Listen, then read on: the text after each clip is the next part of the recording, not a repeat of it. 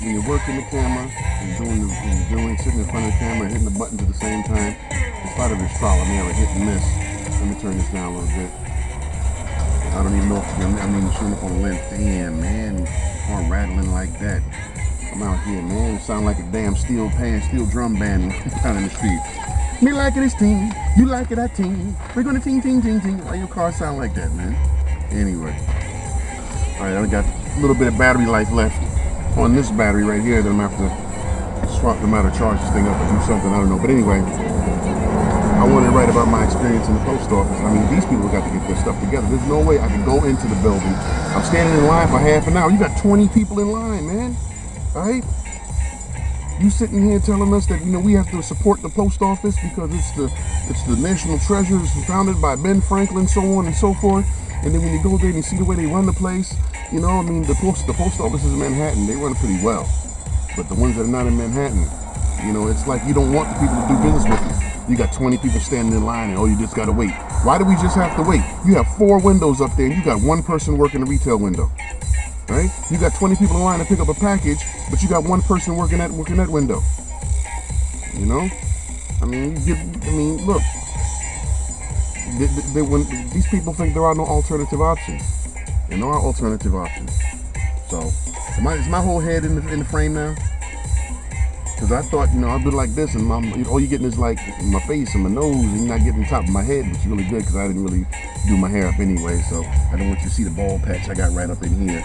You know, I don't know what that's about. I got to get me some Rogaine, but I mean something. Because sitting here, I'm gonna do a Bruce Willis before I go. You know, be up here like George Jefferson. You know, Wheezy. But another video I wanted to make, man, was about, I got to do this quick. I don't know how much battery life I have left, so let me turn this down a little bit because I don't know how much of the music is playing in there. But Jay-Z, damn it, nigga had to cough. He couldn't even cover his fucking mouth. This nigga just go, really? Come on, nigga. Even if you riding the bike still, you know? Fuck my video up with the old funky ass cough. Now motherfuckers gonna catch Ebola or some shit like that. But the point I wanted to make up, the next video I wanted to make was about Jay-Z. Now on this Magna Carta album, which I don't have and I've never heard a lick of it, because the dude ain't really made a good record since the Blueprint, and everything else is just pretty much jocking. All these other records are just people jocking him, trying to tell, they want to convince you that he's the best, he's the pinnacle, he's the ultimate. They said the same thing about Vanilla Ice. I remember Billy Crystal saying it specifically. Vanilla Ice is the best rapper alive. And this is before the dude even had an album. He had 1 single out. And he had 1 single, and he was on the album. He was on the soundtrack to that Teenage Mutant Ninja Turtle movie. You remember that one? Teenage Mutant Ninja Turtles. And he was up there dancing. Teenage Mutant Ninja Turtles. You remember that, right? So, anyway, so he's got a line on there, diss against Harry Belafonte. Now, that's one thing you can't do, man. Look, you can have an ideological disagreement with people, but, you know, first of all, Harry Belafonte is not in the rap game. And second of all, the comment that he made to you and your wife last year was an appropriate comment. But if you didn't like it, you can let it slide. Now you going to diss Harry Belafonte like you are the king of the game. You're not the king of the game. Them people around you tell you that, right? They tell you your record is hot. Your record is hot. They tell you everything they wanted because they want to be in. They want to be cool also.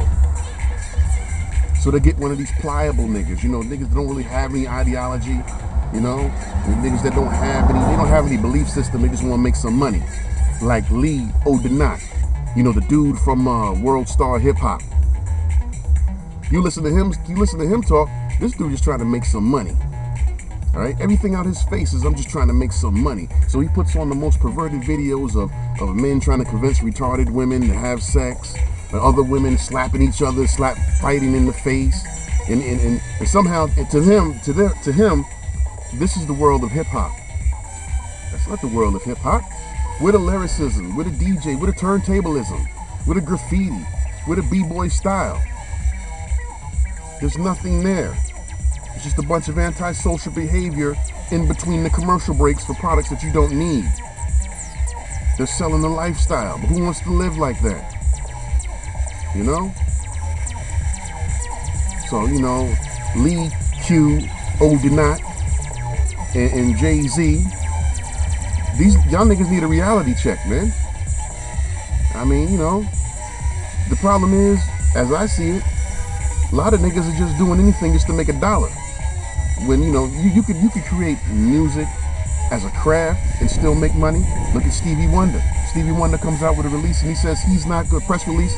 He says he's not going to play Florida until they repeal that Stand Your Ground law. Yeah, that's Stevie. That's the genius of Stevie Wonder. Stevie Wonder. As Donny Hathaway would call him, the black pool of genius. Right? Stevie Wonder, the dude who would not play Sun City. Stevie Wonder, who through a song that he created got Martin Luther King's birthday to be considered a holiday nationwide, except in Arizona, where those guys got sunstroke on the brain, so you really shouldn't expect too much from them anyway. I mean, look at John McCain. You know, this dude crazy. But you know, so what happens is, I'm probably going to have to continue this, because I know this battery's starting to fade out on me, and at any minute this battery's going to die. So we'll just call this, I don't know, we'll call this one, I don't know, Save Me White Jesus Part 2. The case against Jay-Z in World Star Hip Hop. You know, because I really think that people need to ask themselves. Well, a lot of black people, they soft in the brain anyway. I mean, they can't see the forest for the trees, even though you standing in the woods right there. I mean, you know, you need to stop doing the things that you are doing if you want your life to be better. But I'm not going to be like the Hootie or a lot of other these dudes where they just consistently blame you and, oh, y'all got to stop doing that. That's stereotypical. You feeding into the stereotype. First of all, if you weren't feeding into the stereotype, they'd create another stereotype to impose upon you anyway, so I wouldn't worry too much about that. And for the record, does anybody like watermelon? I can't stand watermelon. I just can't stand it. I mean, you know, I know the seedless ones are GMO, so I wouldn't touch them anyway, but even the ones with seeds, I don't get the point of eating a watermelon. Maybe a melon, cantaloupe, but you know, watermelon's not for me. But anyway, so Jay-Z, he comes out with this diss against Harry Belafonte. Now, you know, see, your head's been piped up, your head's been filled up with a lot of nonsense, man, because Harry Belafonte's been in the civil rights game for years. This is the guy who chose to forego his film career. Because remember, Harry Belafonte was an attractive dude in the 40s and the 50s and the 60s. I mean, he was a ladies' man. He was out there killing them. His records, to me, they weren't really that good, but they were contemporary tropical music at the time that was being released. You know, so they were indicative of the sound that was coming out of the Caribbean. So it's not to say too much, but you know, this man, him and Dick Gregory, you know, and all these other guys, Eartha Kitt, you know, they were really, Lena Horne, they were really devoted to civil rights issues, right? And for Jay-Z to even believe that he has enough credence, he's not made one conscious album yet. And if somebody can share this with me, I'd like to know, has he ever made a conscious lyrical song? What? There's been a lot of things going on. I saw Mos Def get arrested because he was performing on. See, Mos Def got arrested for performing Katrina Clap at the MTV Music Awards. But what he got arrested for was performing without a permit, which is pretty much an administrative law, right? He was performing the song on top of the marquee at Radio City on 50th Street and 6th Avenue. It's Mos Def.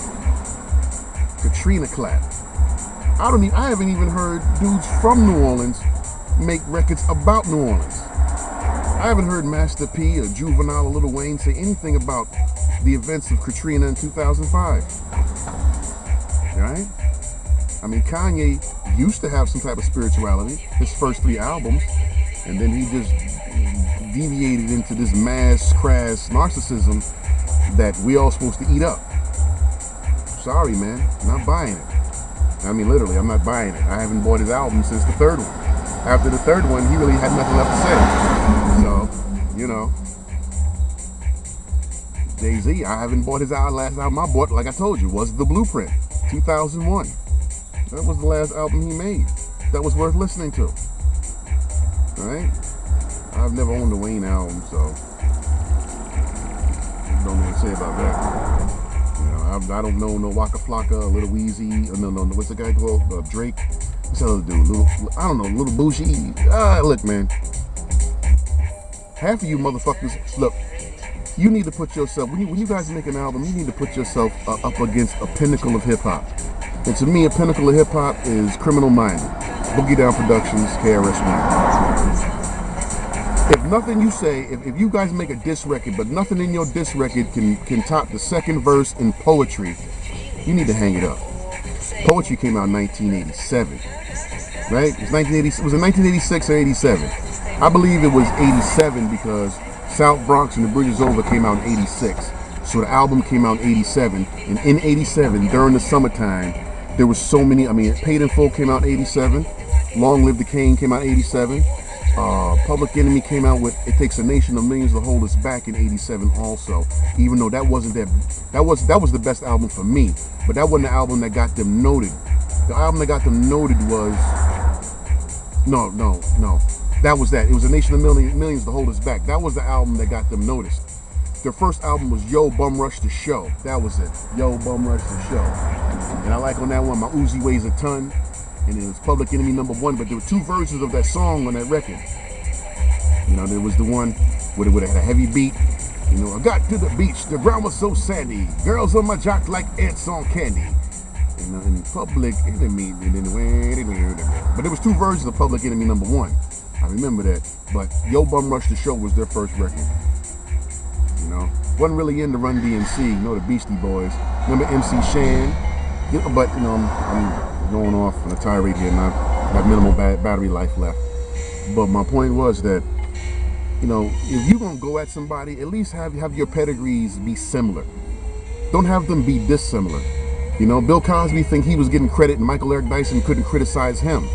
But you both have PhDs, so your pedigrees are similar. And not saying that the educational background is all that matters, because Michael Eric Dyson, he was trying to trounce Glenn Ford with the Black Agenda Report. But Glenn Ford held his own.